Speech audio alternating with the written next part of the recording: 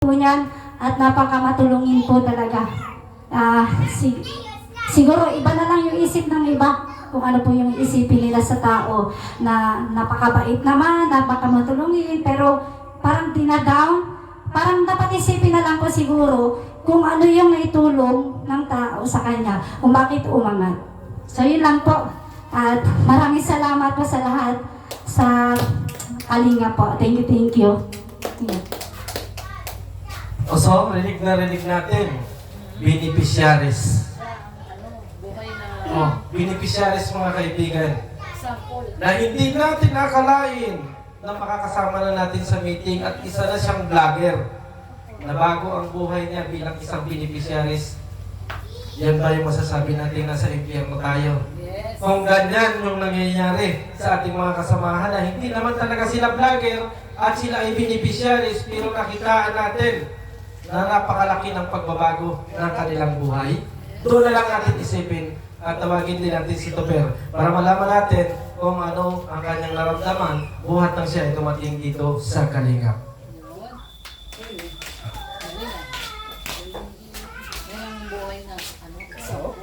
Kaya isang mapagpalang gabi po sa ating lahat at syempre sa ating pong ama ng Kalingap kay Kuya Val po. At syempre kami po sa totoo lang kaming mag-asawa, kami ang buhay na saksi kung gaano kabuti ang isang Val Santos Matubang. Yan. Sabi ko nga po, walang Kalingap Topher kung wala ang Kalingap. Diba? Kaya yung mga nagsasabi na nasa impyerno, baka kayo yun. Pero pag nasa Kalingap ka po, langit. Dahil alam nyo kung bakit? Maraming buhay ng tao ang nababago. Kumbaga, ipagpasalamat po natin kung nasaan tayo ngayon. Dahil sa totoo lang po kami, nangangarap lang po talaga kami dati na magkaroon kami ng sariling tahanan na matatawag talaga namin sa amin. Although hindi pa po tapos hindi pa tapos bayaran yung lote namin. Pero sa tulong po ng Kalingap at sa mga sponsors, na andyan po, may sarili po kaming tinitirhan, hindi na po kami umuupa. Yan. Dahil po yan sa Kalingap. Kaya, Jesus, San Roses, mga ano dyan, sabi ko nga sa inyo, ang dumikit, paldo. Sus, totoo man yun. Ang dumikit, paldo. Paldo? Oo. Sa totoo lang, gaya namin, walang-wala. Ako po ay isang barbero. Pero marami naman po akong alam na trabaho. Kumbaga, hindi nga lang nag-click at minsan na dati yung may barbershop ako sa Talisay na tinamaan ng widening. O dinawalan ako ng barbershop. Paano ako maggugupit sa pwesto kung wala akong pwesto? Oh, 'di ba? Kumbaga, diskarte. Yan. Ganyan po kami. Oh, ngayon po, mayroon na po kaming tahanan. Masaya na po ang aking asawa, masaya ng aking pamilya. Although alam ko po na alam nyo kung ano po ang mga pinagdaanan namin. Sobra. Kung ma-MM lamang, baka, Jesus, baka sabihin nyo, grabe pala ang pinagdaanan ng mga taong ito. Lalo na po ako, sa totoo lang. Pero dahil totoong tao po tayo, hindi tayo miki. Ayan, naandito po tayo ngayon, nakatayo sa inyong harapan. At nagpapatotoo na ang isang Val Santos Matubang, mabuting tao. Yan. Yan lamang po. Maraming salamat po. Ayun, maraming salamat. Yan po yung patotoo mga kaibigan, mga kalinga, na hindi pinapakinabangan o hindi ginagawang kayamanan ng mga beneficiaries. Bagkus tinuturuan sila na makaahon sa kahirapan at maging matatag sa kanilang landas na pinupuntahan. Yan po yung Kalingap. Pero sa inyong kaisipan, ang iniisip niyo palagi, ang mga beneficiaries ng Kalingap ay ginagamit para magkaroon ng magkaroon po ng kita at kung ano-ano pa.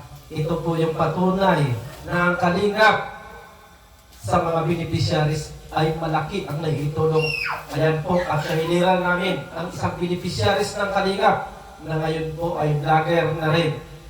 May bahay at sama-sama yung kanilang pamilya. Ngayon, yung final natin, si Mr. J. Kasi si Mr. J po, mga kaibigan, mga kalingap, ako ang patunay na totoo na napakalaki ng pagbabago ng kanyang buhay. Kasi nasubaybayan ko ang buhay ni Mr. J.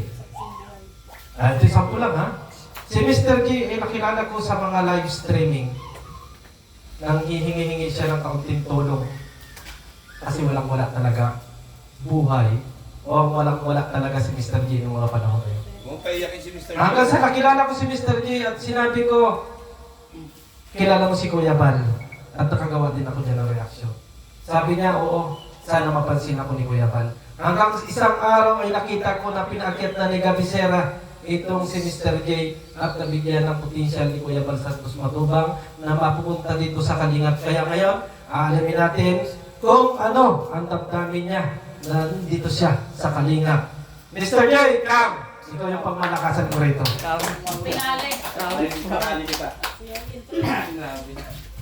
So, yun, salamat din kay Virador, no? Dahil nag-alive ako nung dati, walang internet. Oo, at yun, balikan lang natin yung dating mahirap pa pumasok dito sa Kalingap, pahirapan, no? At syempre thankful kay Gabi Sera dahil kahit hating gabi na-accept pa tayo sa StreamYard. Oo, simula noon, talagang believe ako ni Kuya Val. Lahat tayo nandito, iba-iba tayo ng ugali, iba-iba tayo ng mga ugali. Yun na yan. No? Iba-iba tayo ng ano. Pero pinag-isa tayo. Pinag-isa na magiging mabuti. Pinag-isa para mas lumawak pa ang pagtulong. Kaya, ito talaga ako believe kay Kuya Val. No? Luzon, Visayas, Mindanao, napag-isa niya dito sa grupo ng Team Kalingap. At isa ako sa mga nabiyayaan, no? Isa ako sa nabiyayaan. Ito ngayon ang ating munting bahay dito sa Daet. So, ito yung munting pangarap namin. Yung ang sabi ni Virador, sobrang hirap namin na kahit ako ay may kapansanan, naghahanap ako ng, kumbaga, sa mas mabuting paraan ba na makakuha or makakita ng pera. So, nang dahil kay Kuya Val, na-sustain ko yung mga pangangailangan ng magulang ko, lalo na yung mama ko. Yun, ay paggamot ko pa nga siya. Kaso, yun nga, hindi nga natin masabi yung buhay. No? Kung kailan tayo kukunin ni Lord. Pero, yes, malaking tulong talaga ang Team Kalingap. Sa ngayon, ito, marami nang gumaganda ang buhay. Nagkakaroon na din ng bahay dito. Kaya, sa mga naninira po kay Kuya Val, si Lord na lang po ang bahala. Basta kami dito ay salute kay Kuya Val. Kaming lahat dito. So, maraming salamat din sa mga sumusuporta. Mga sponsors, mga viewers po sa Team Kalingap. Dahil po sa inyo ay patuloy na lumaganap ang Team Kalingap. No, siyempre, tuloy pa rin natin suportahan si Kuya Val at Edan Kalingap Rap. Salamat po. Thank you, Mr. J. At proud ako sa iyo. Proud ako sa iyo. Ngayon, mga kaibigan, ay tatawagin na natin